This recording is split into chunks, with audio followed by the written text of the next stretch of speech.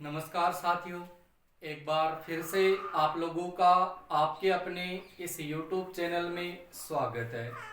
दोस्तों, हम जिक्र कर रहे थे कि प्रतियोगी जो परीक्षा हैं उनसे संबंधित जो प्रश्न आते हैं उनके ऊपर हम चर्चा कर रहे थे। दोस्तों, आज हम इस वीडियो के माध्यम से बहुत ही इम्पोर्टेंट प्रश्न हैं उनके ऊपर चर्चा करने जा रहे हैं। तो दोस्तों, वीडियो को आप शुरू से लेकर अंत तक आप जरूर देखें। प्रश्न की पूरी आप लैंग्वेज को पढ़ें और उसके साथ साथ उनके ऑप्शन को भी ध्यान में रखें और उसके बाद में आप उनका आंसर है वो सही देने की कोशिश करें। तो मित्रों, इससे पहले वाले वीडियो में भी हमने कुछ इंपॉर्टेंट क्वेश्चन के बारे में चर्चा की थी। आज देखिए, एक एक क्वेश्चन है वो आपके लिए बहुत ज्यादा फायदेमंद होगा, क्योंकि दोस्तों जब भी आप कोई भी एग्जाम देने के लिए जाते हैं तो उसमें आपका एक एक प्रश्न है वो बहुत ही उपयोगी होता है। क्योंकि एक प्रश्न यदि आपने गलत कर दिया तो पता नहीं आप कितने स्टूडेंटों से नीचे आ जाओगे। तो दोस्तों, एक एक क्वेश्चन को आपको दिमाग में रखना है, ध्यान में रखना है और उसके बाद में इसका आंसर है वो करना है। दोस्तों, सबसे पहला प्रश्न देखिए आपके सामने आ रहा है, बहुत ही इंपॉर्टेंट प्रश्न है कि पुष्कर में जब भारी वर्षा आती है। मित्रों, पुष्कर में जब भारी वर्षा आती है तो लूनी नदी में बाढ़ कहाँ आती है? ये आपके सामने पहला प्रश्न है। तो देखिए, जब पुष्कर अजमेर में भारी वर्षा आती है तो लूनी नदी में बाढ़ कहाँ आती है? दोस्तों, बालोतरा में आती है या समदड़ी में आती है या नाकोड़ा में आती है या गांधव गांव में आती है? तो दोस्तों याद रखना कि बालोतरा जो आपके सामने बाड़मेर जिले में है, जो लूनी नदी के पेटे से नीचे बसा हुआ है। तो जब पुष्कर में भारी वर्षा आती है तो बाढ़ आपकी बालोतरा में आती है। क्लियर हुई पहले प्रश्न की स्थिति। उसके बाद में देखिए मित्रों, दूसरे नंबर का क्वेश्चन आप लोगों के सामने आ रहा है और दूसरे नंबर का क्वेश्चन है कि लूनी नदी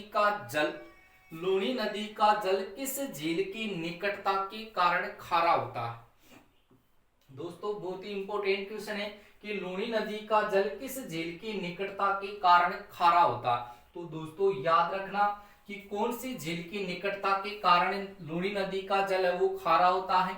ऑप्शन दे रहा है, लूणकरणसर झील के कारण होता है, पंचपदरा झील के कारण होता है, कोलायत झील के कारण होता है या कायलाना झील के कारण होता है।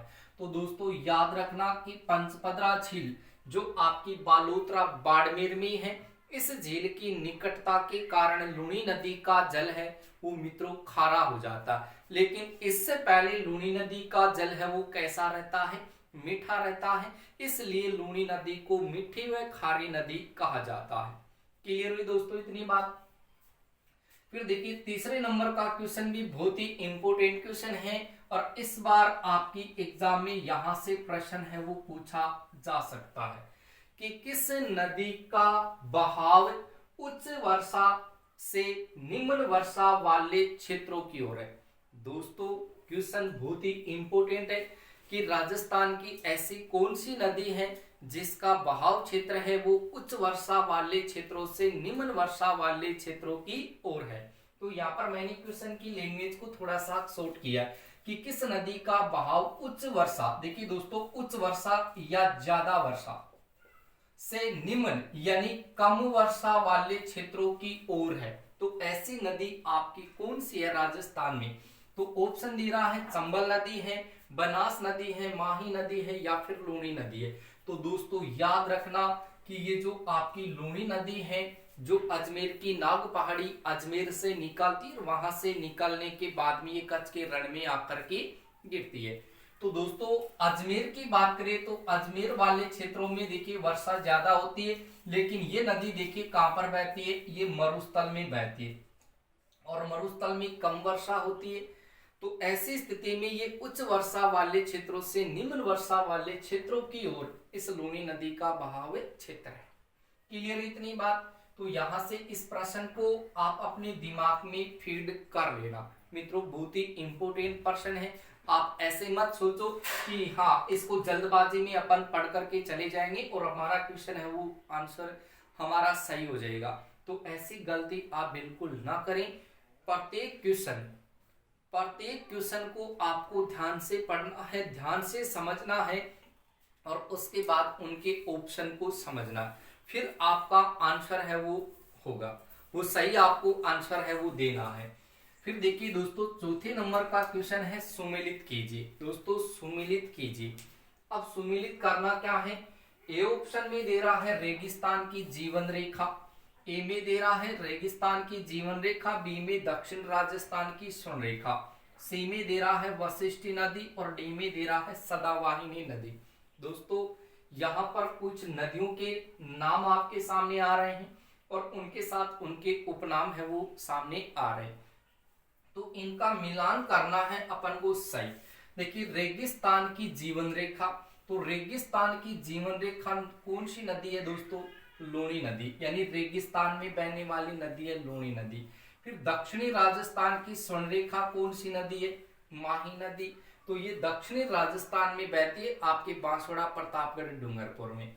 उसके बाद में वशिष्ठी नदी कौन सी नदी को कहा जाता है मित्रों, याद रखना वशिष्ठी नदी है वो बनास नदी को कहा जाता है। वशिष्ठी, वर्णासा, वनकियासा। दोस्तों मैंने जब राजस्थान का आपसे अपवाद तंत्र पढ़ाया था आपको, तो उस समय मैंने ये सारी की सारी डिटेल वाइज ये सारी की सारी चीजें मैंने आपको पढ़ा दी।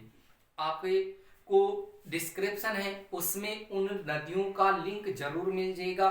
तो दोस्तों आप इन संपूर्ण अपवाद तंत्र को साथ के साथ पढ़ भी लीजिए और उसके बाद में उनके क्वेश्चन आंसर है वो आप सोल्व कीजिए, ताकि आपका प्रश्न है वो गलत ना हो।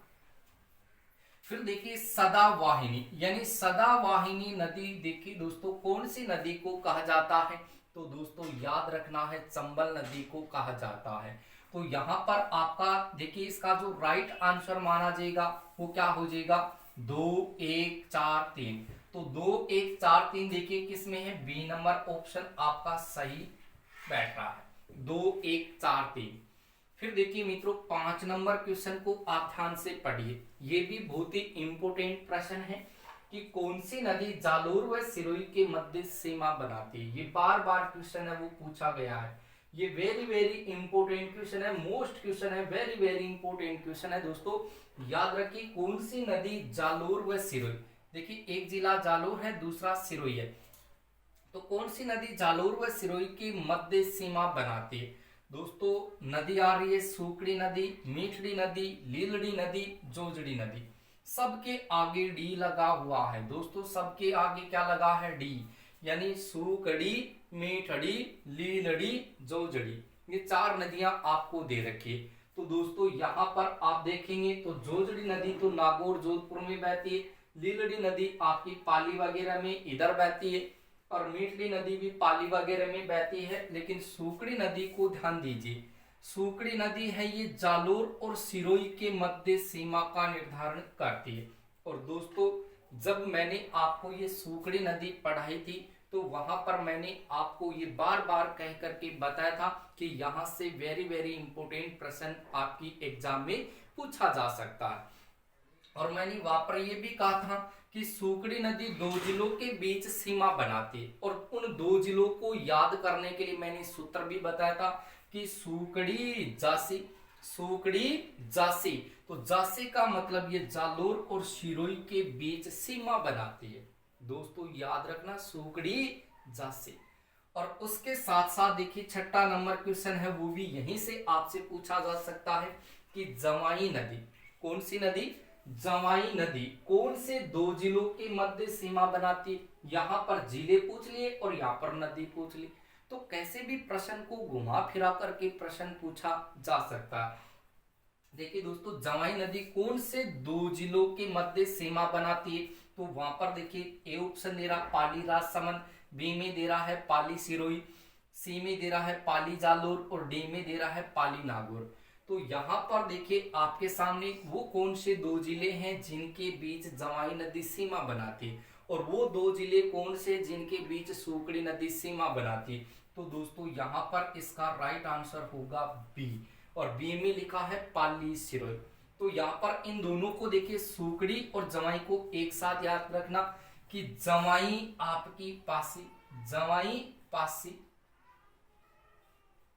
और सूकड़ी जासी, ऐसे याद रख लेना, सूकड़ी जासी और जवाई पासी। तो सूकड़ी जासी जवाई पासी, जवाई का मतलब पालीर सिरोही के बीच सीमा बनाती है, सूकड़ी जासी यानी जालोर सिरोही के बीच सीमा बनाती है। इतना सा आप दिमाग में रखोगे, क्वेश्चन में आपको ऑप्शन कैसे भी मिल जाए, दिमाग में ये लाइन जरूर याद रख लेना, ताकि आपका प्रश्न है वो गलत ना हो।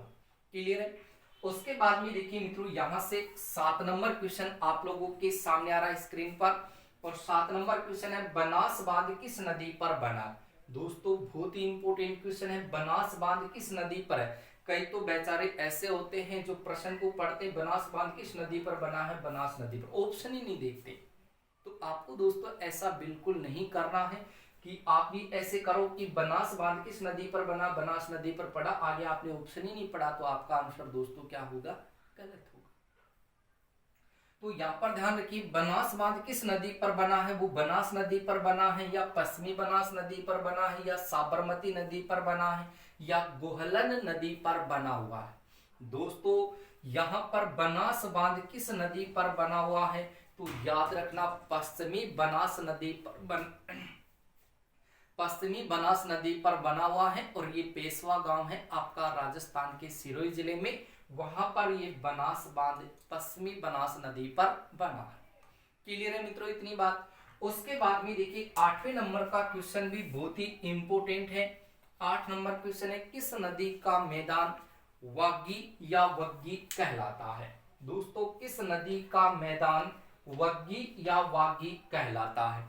तो ऐसी स्थिति में आपको ऑप्शन मिलेगा, खग्गर नदी को कहा जाता है, कांतली नदी को कहा जाता है, कांकनी नदी को कहा जाता है, या फिर साबी नदी को कहा जाता है। तो मित्रों इसका जो राइट आंसर होगा वो आपका घग्गर नदी होगा, यानी घग्गर नदी का जो मैदान है वो वग्गी या वागी कहलाता है। और घग्गर नदी दोस्तों एक पाट के रूप में बहती है, और पाट के रूप में बहने के कारण घग्गर नदी को नाली कहा जाता है, लेकिन ये पाकिस्तान के फोर्ट अब्बास में पहुंच जाती है, तो यहाँ पर पाकिस्तान में इसको हकरा नदी के नाम से पुकारा जाता है। इसके अलावा घग्गर नदी को सरस्वती नदी भी कहा जाता है। तो ऐसे आप इनको याद रखिए। फिर देखिए दोस्तों 9 नंबर क्वेश्चन है, वर्तमान में ओटू झील। अब ये ओटू झील कहां पर है, ये सिरसा में है, और सिरसा कहां है, हरियाणा में। तो यहाँ पर आपसे पूछा जा रहा है वर्तमान में ओटू झील यानी सिरसा को जलापूर्ति कौन सी नदी करती है। दोस्तों ओटू झील को जल की आपूर्ति कौन सी नदी के द्वारा होती है, गंगा नदी के द्वारा होती है, यमुना नदी के द्वारा होती है, सतलज नदी के द्वारा होती है, या फिर घग्गर नदी के द्वारा होती है। तो दोस्तों इस 9 नंबर के क्वेश्चन का जो राइट आंसर होगा वो आंसर होगा आपका घग्गर नदी। यानी वर्तमान में ओटू झील जो सिरसा में है को जल की आपूर्ति या जलापूर्ति कौन सी नदी करती है, घग्गर नदी करती है। Very very very very important प्रश्न आपसे पूछा जा सकता है। उसके बाद में देखिए मित्रों 10 नंबर क्वेश्चन आप लोगों के सामने आ रहा है, जो स्क्रीन पर आप देख सकते हैं।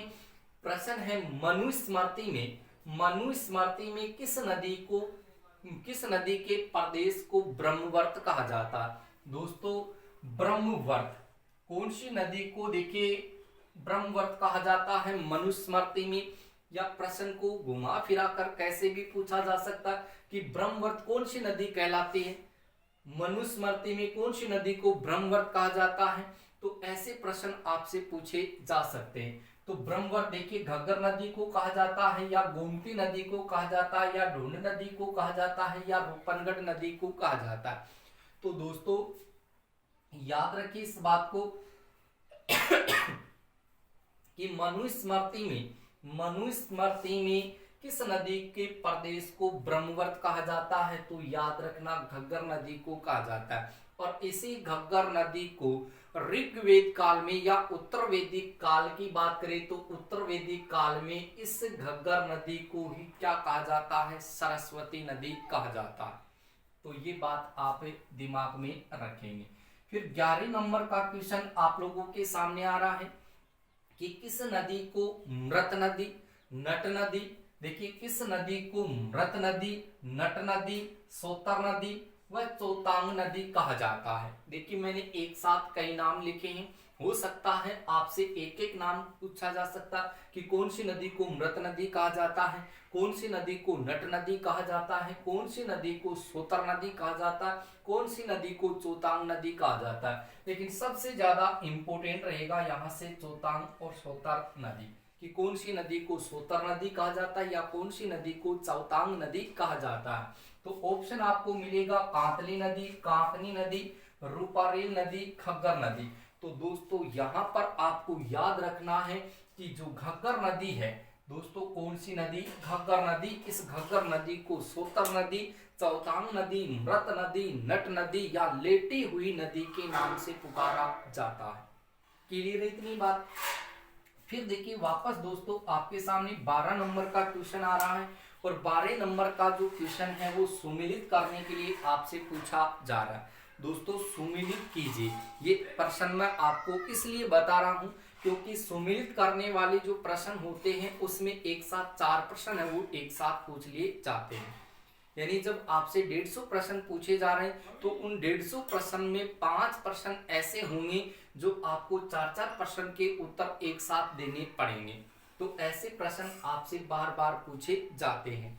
तो यहाँ पर देखिए सुमेलित कीजिए। अब सुमेलित करना क्या है, घग्गर नदी, कांतली नदी, रूपारेल नदी, साबी नदी और उनके आगे देखिए लिखा जोधपुरा सभ्यता, नोह सभ्यता, गणेश्वर सभ्यता, रंगमहल सभ्यता। इन सभ्यताओं को इस नदियों के साथ दोस्तों क्या करना है, सुमेलित करना है और वो भी सही सही सुमेलित करना है। देखिए कैसे इनको सुमेलित करेंगे, यानी घग्गर नदी है, इस घग्गर नदी के किनारे देखिए कौन सी सभ्यता प्राप्त हुई थी दोस्तों, याद रखेंगे 4 नंबर जिसमें लिखा है रंगमहल सभ्यता। फिर कांतली नदी के किनारे से कौन सी सभ्यता प्राप्त हुई थी, गणेश्वर सभ्यता जो सीकर जिले से प्राप्त हुई है, जिसको तमर युगीन सभ्यताओं की जननी कहा जाता है। ये प्रश्न बार बार एग्जाम में पूछा जाता, गणेश्वर सभ्यता कौन सी नदी के किनारे से प्राप्त हुई है, कांतली नदी के किनारे से प्राप्त हुई है। और इस कांतली नदी का जो प्रवाह क्षेत्र है वो तोरावटी या तोरावाटी क्षेत्र कहलाता है। फिर रूपारेल नदी की बात करें तो रूपारेल नदी के किनारे से कौन सी सभ्यता प्राप्त हुई है, नोह सभ्यता प्राप्त हुई है। और नोह सभ्यता दोस्तों भरतपुर जिले में, ये इसी नदी के किनारे से प्राप्त होती है। फिर साबी नदी की बात करें तो साबी नदी के किनारे से कौन सी सभ्यता प्राप्त हुई थी, तो दोस्तों याद रखना जोधपुरा सभ्यता है वो प्राप्त हुई थी। तो इनको आप जब सुमेलित करेंगे तो घग्गर का रंगमहल से, कांतली का गणेश्वर से, रूपारेल का नोह से, साबी का जोधपुरा से। तो यहाँ पर आपका राइट आंसर होगा 4 3 2 1। तो इसमें आप देख सकते हैं कि 1 2 3 4 4 3 1 2 4 3 2 1 4 1 2 3 ऐसे आपको ऑप्शन मिल रहे हैं। तो इसका राइट आंसर है 4 3 2 1, जो आपका सी नंबर ऑप्शन है उसमें सही सटीक आपको ऑप्शन मिल रहा है 4 3 2 1। क्लियर है मित्रों। उसके बाद में देखिए 13 नंबर का क्वेश्चन। 13 नंबर का क्वेश्चन दोस्तों बहुत ज्यादा इंपॉर्टेंट है, वेरी वेरी इंपॉर्टेंट प्रश्न है। इस प्रश्न को आप अपने दिमाग में जरूर याद रखिए। एग्जाम देने से पहले आप इस क्वेश्चन पर एक बार दोबारा चर्चा कर लें, वापस चर्चा करके जाएं और अपने दिमाग में इसको फीड है वो जरूर कर लें। देखिए निम्बारक संप्रदाय, दोस्तों निम्बारक संप्रदाय की प्रधान पीठ कौन सी नदी के किनारे है। निम्बारक संप्रदाय, यहां से आपसे 2 तरीके से प्रश्न पूछा जा सकता। एक तो मैंने पूछ लिया निम्बारक संप्रदाय की प्रधान पीठ कौन सी नदी के किनारे, तो निम्बारक संप्रदाय की प्रधान पीठ रूपारेल नदी के किनारे है या रूपनगढ़ नदी के किनारे है या साबी नदी के किनारे है या फिर मेढा नदी के किनारे। तो दोस्तों याद रखना कि निम्बारक संप्रदाय की प्रधान पीठ है वो कौन सी नदी के किनारे स्थित है, रूपनगढ़ नदी के किनारे स्थित है। अब मित्रों इस निम्बारक संप्रदाय से आपसे ये पूछेगा कि इसकी प्रधान पीठ है कहां पर। निम्बारक संप्रदाय की प्रधान पीठ है वो कहां पर है, कौन से जिले में है, तो इसका आपको राइट आंसर बताना है दोस्तों। कमेंट बॉक्स में लिखना है कि निम्बारक संप्रदाय की प्रधान पीठ है वो यहाँ पर स्थित है, इस स्थान पर है। तो आपको इसका सही आंसर है वो कमेंट में लिखना है। देखते हैं कितने स्टूडेंट का जवाब है वो सही मिलता है। फिर देखिए आगे चलते हैं दोस्तों, 14 नंबर क्वेश्चन जो बहुत ही इंपॉर्टेंट प्रश्न है। यहां से भी आपसे 2-3 तरीके से प्रश्न पूछा जा सकता। देखिए बंद बारेठ बांध, बंद बारेठ बांध, और ये बता रहा है भरतपुर में, यानी बंद बारेठ बांध भरतपुर में किस नदी पर बना है। बंद बारेठ बांध भरतपुर में किस नदी पर बना है जिसकी आकृति जहाज के समान है। तो दोस्तों ऑप्शन दे रहा है कुकुंद नदी, बी में दे रहा है काकुड़ नदी, सी में दे रहा है दमोह नदी, और डी में दे रहा है दोस्तों रूपारेल नदी।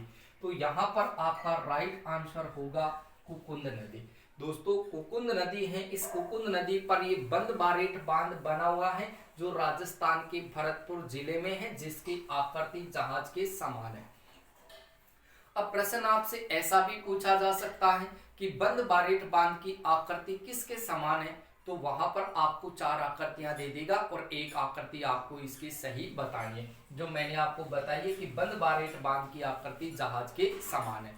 प्रश्न पूछ ले बंद बारेठ बांध कौन से जिले में है, तो बंद बारेठ बांध है दोस्तों कौन से जिले में है, भरतपुर जिले में। बंद बारेठ बांध कौन सी नदी पर है, तो नदी आप ध्यान रखें कुकुंद नदी। या फिर कहेगा कुकुंद नदी पर कौन सा बांध बना है, तो प्रश्न कैसे भी घुमा फिरा करके आपसे पूछ लिया जाए तो आपकी लैंग्वेज है वो एकदम सटीक होनी चाहिए, तो वहां से आपका प्रश्न कभी भी गलत नहीं होगा, ये मेरी गारंटी रहेगी, यानी 100% आपका आंसर है वो सही होगा। फिर देखिए दोस्तों 15 नंबर क्वेश्चन है, कौन सी नदी सांबर झील में अपना जल नहीं घेरती है। दोस्तों यहां से प्रश्न कई बार एग्जाम में पूछा जाता है कि कौन सी नदी सांबर झील में अपना जल नहीं घेरती, तो हमको दिमाग में ये रखना कि सांबर झील में कौन कौन सी नदियां वो अपना जल घेरती है, जो घेरती हैं उसके अलावा जो नदी आएगी वो अपना जल नहीं घेरेगी, तो ऐसा आप ध्यान रखें। तो यहाँ पर पूछा जा रहा कौन सी नदी सांबर झील में अपना जल नहीं घेरती है, खारी नदी, मंथा नदी, रूपारेल नदी, रूपनगढ़ नदी। तो ये 4 नदियां आपको दे रखी है। तो दोस्तों यहाँ पर आप ध्यान रखेंगे कि ये जो आपकी रूपारेल नदी है, ये रूपारेल नदी है, ये सांबर झील में अपना जल नहीं घेरती है। सांबर झील में खारी नदी अपना जल घेरती है, खंडेला नदी है वो अपना जल घेरती है, मंथा नदी जिसको मेडा नदी कहा जाता है वो आपकी सांबर झील में गिरती है, रूपनगढ़ नदी है वो अपना जल सांबर झील में गिरती है। तो ऐसे कई सारी नदियां आती हैं जो अपना जल है वो सांबर झील में गिरती है। लेकिन दोस्तों ये जो रूपारेल नदी है ये उदयनाथ की पहाड़ी है, थानागाजी अलवर जिले में, वहां से ये नदी निकलती है और उसके बाद में भरतपुर में जाकर के विलुप्त हो जाती है। और भरतपुर में इसी रूपारेल नदी पर नौहा सभ्यता है वो प्राप्त हुई थी, और इसी भरतपुर में इस रूपारेल नदी पर सेकरी बांध है वो बना हुआ है। तो इतनी चीजें भी आप ध्यान रख सकते हैं। फिर 16 नंबर क्वेश्चन दोस्तों इंपोर्टेंट प्रश्न है कि अट्टा, माची, भद्रावती, बैंसावट व बरखेड़ा नदियों के संगम पर कौन सा बांध बना है। दोस्तों 5 नदियां हैं, अट्टा, माची, भद्रावती, बैंसावट, बरखेड़ा नदी। ये 5 नदियां हैं, अट्टा, माची, भद्रावती, बैंसावट, बरखेड़ा नदियों के संगम पर कौन सा बांध बना है। तो दोस्तों पांचना बांध बना है, या खिरखिरी बांध बना है, या निद्र बांध बना है, या बिसन समंद बांध बना है। तो दोस्तों यहाँ पर आप ध्यान रखेंगे कि ये जो पांचना बांध है, ये पांचना बांध आपकी गंभीर नदी पर बना हुआ है। जो गंभीर नदी की छोटी छोटी कुछ सहायक नदियां जिनमें आता है अट्टा, माची, भद्रावती, बैंसावट, बरखेड़ा, इन 5 नदियों के संगम से ये पांचना बांध बना है आपका कौन से जिले में। तो दोस्तों याद रखना है पांचना बांध बना है करौली में। और इसी पांचना बांध की बात करें तो ये राजस्थान का मिट्टी से निर्मित बांध है। तो ऐसा प्रश्न आपसे पूछा जाए कि राजस्थान का मिट्टी से निर्मित बांध कौन सा है, तो पांचना बांध है जो गंभीर नदी पर बना है, करौली जिले में बना है। जो 5 नदियां यानी अट्टा, माची, भद्रावती, बैंसावट, बरखेड़ा नदियों के संगम से बना है दोस्तों। उसके बाद में अंतिम प्रश्न आपके सामने आ रहा है, वापस सुमेलित कीजिए। दोस्तों सुमेलित कीजिए, तो यहाँ पर आपको दे रहा है कांकनी नदी, रूपारेल नदी, फिर बाणगंगा नदी, फिर घग्गर नदी। और आगे नाम दे रहा है मसूरदी नदी, लसावरी नदी, खंडित नदी, द्वेषवती नदी। दोस्तों इनको आपस में आपको सुमिलित करना है। देखते हैं किस तरीके से, देखिए इनका आंसर है वो निकल करके आता है। देखिए सबसे पहले लिखा है कांकनी नदी। तो दोस्तों कांकनी नदी को किस उपनाम से पुकारा जाता है? कांकनी नदी को काकनी नदी के नाम से पुकारा जाता है या इसको मसूरदी नदी कहा जाता है। फिर रूपारेल नदी को लसावरी नदी व वराह नदी कहा जाता है और बाणगंगा नदी को खंडित नदी कहा जाता है, रुंडित नदी कहा जाता है, ताला नदी कहा जाता है, अर्जुन की गंगा नदी कहा जाता है। जबकि घग्गर नदी को देखिए क्या कहा जाता है? द्वेषवती नदी कहा जाता है। घग्गर को द्वेषवती नदी कहा जाता है, मृत नदी, नट नदी, सूतर नदी, चौतांग नदी, इसके अलावा इसको ब्रह्मवत कहा जाता है, सरस्वती नदी कहा जाता है, बहुत सारे उपनाम है। तो दोस्तों जब आप राजस्थान के अक्वा तंत्र को पढ़ेंगे वहां पर आपको पूरी की पूरी इनकी कंसेप्ट है वो आपको बताई गई है। तो आप एक अक्वा तंत्र है उसको भी जरूर पढ़ लें और यहाँ से आप इन क्वेश्चन को सोल्व कर सकते हैं। तो यहाँ पर इनका सही संबंध उनके सामने दे रखा कि कांकनी नदी को मसूरदी नदी कहा जाता, रूपारेल नदी को लसावरी नदी कहा जाता है, बाणगंगा नदी को खंडित नदी कहा जाता है और घग्गर नदी को द्वेषवती नदी कहा जाता। तो इसका राइट आंसर होगा 1 2 3 4। इसमें देखते हैं कौन सा इसमें आंसर सही बैठ रहा। तो पहला नंबर ऑप्शन आपके सामने है जिसमें लिखा है 1 2 3 4। ये दोस्तों आपके सामने आज के वीडियो में ये 17 प्रश्न हैं जिनमें आपको ये सारी की सारी चीजें हैं वो याद रखनी है, क्योंकि दोस्तों ये प्रश्न एग्जाम की दृष्टि से वेरी वेरी इंपोर्टेंट प्रश्न है। मैंने उन्हीं प्रश्नों को रखा है जो आपकी एग्जाम में पूछे जाएंगे। तो दोस्तों ये वीडियो आपको कैसा लगा? यदि आपको ये वीडियो अच्छा लगा है तो दोस्तों आप इस वीडियो को अपने दोस्तों के साथ अधिक से अधिक शेयर जरूर करें और साथ के साथ आप वीडियो को लाइक करें और अपने दोस्तों को इसे शेयर करें। ठीक है दोस्तों, मिलते हैं नेक्स्ट वीडियो में इन्हीं प्रश्नों के साथ और अन्य टॉपिक के साथ जिसमें हम टॉपिकों की भी चर्चा करेंगे। तब तक दोस्तों बने रहिए आप इस चैनल के साथ, लगातार आपको ऐसे वीडियो मिलते रहेंगे। ठीक है दोस्तों।